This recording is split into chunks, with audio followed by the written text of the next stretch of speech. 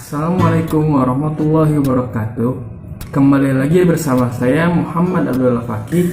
Jadi di video kali ini saya akan mereview suatu buku yang mana bukunya itu sudah saya baca tentunya.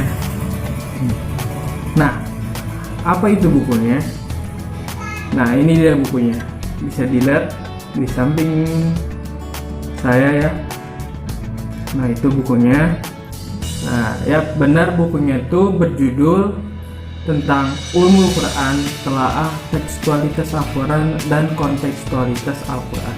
Nah, buku ini tuh merupakan buku karangan dari Dr. Anas Ahmad Izan MAG.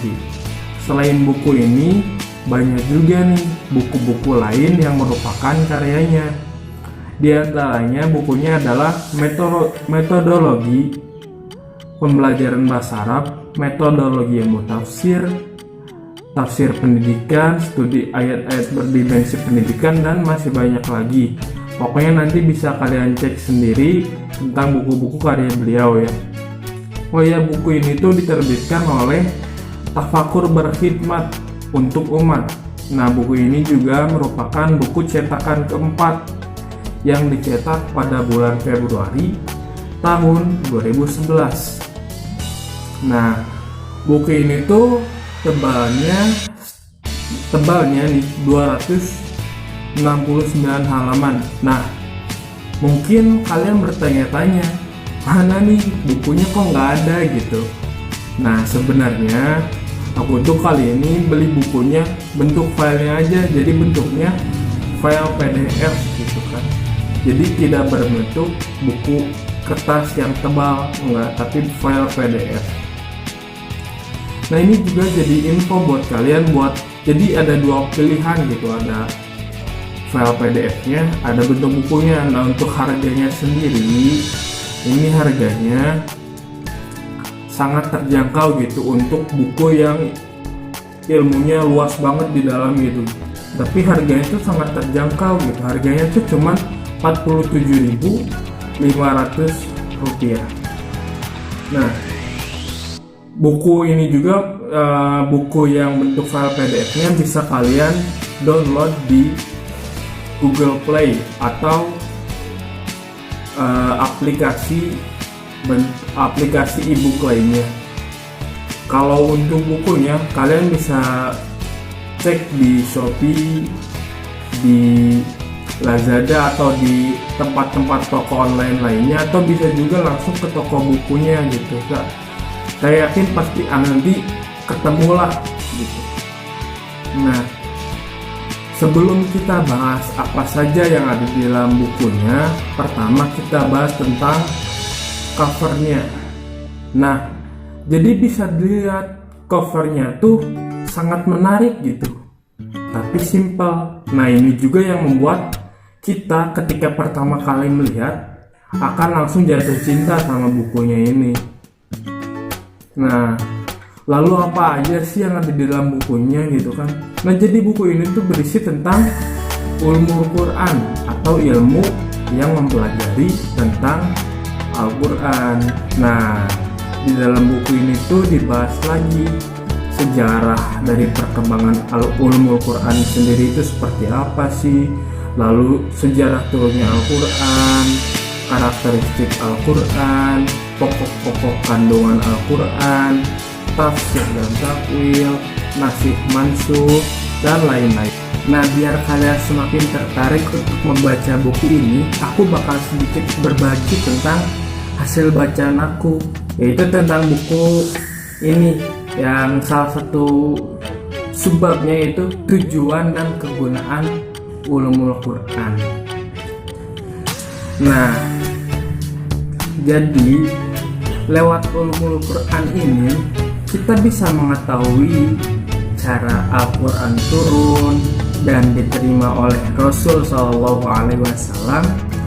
cara beliau menerima dan membacanya sendiri, gimana cara membaca Al-Quran tentunya, terus cara mengajarkannya kepada para sahabat, cara menerangkan tafsiran ayat kepada mereka, dan lain-lain. Nah, Ulumul Quran juga merupakan alat bantu yang paling utama dalam upaya membaca lafal ayat-ayat Al-Quran, memahami isi kandungannya, mengamalkan aturan dan hukum ajarannya, serta menyelami rahasia dan hikmah disyariatkannya suatu hukum, seperti itu. Jadi dengan ulumul Quran juga seseorang bisa mengerti isi kandungan Al-Quran gitu, baik berupa segi kemukjizatannya maupun hukum-hukum petunjuk ajarannya. Nah, ulumul Quran juga bisa disebut sebagai muqaddimahnya ilmu tafsir ya, itu menurut saya. Karena ketika seseorang pengen belajar ilmu tafsir, yang harus dilewatinya itu ya belajar ulumul Quran dulu gitu. Jadi sebelum nyemplung ke ilmu tafsir, belajar dulu dasar-dasarnya. Nah, dasar-dasarnya ini ada di dalam ulumul Quran. Nah, jadi ini tuh buku ini cocok untuk kalian yang pengen belajar ilmu tafsir. Jadi sebelum belajar ilmu tafsir, belajar dulu ulumul Qurannya. Jadi ketika ketemu ilmu tafsir, kalian tidak akan pusing dengan istilah-istilah seperti amsal Al-Quran, nasih mansukh, tafsir, takwil, dan sebagainya. Jadi buku ini tuh sangat penting gitu ya buat kalian yang ingin mempelajari ilmu tafsir, seperti itu. Dan jadi mungkin segitu aja buat video kali ini. Terima kasih buat kalian yang sudah menonton dari awal sampai akhir. Semoga apa yang saya ucapkan hari ini di video kali ini bisa menjadi berkah gitu ya buat kita semua, khususnya buat saya dan umumnya buat kalian.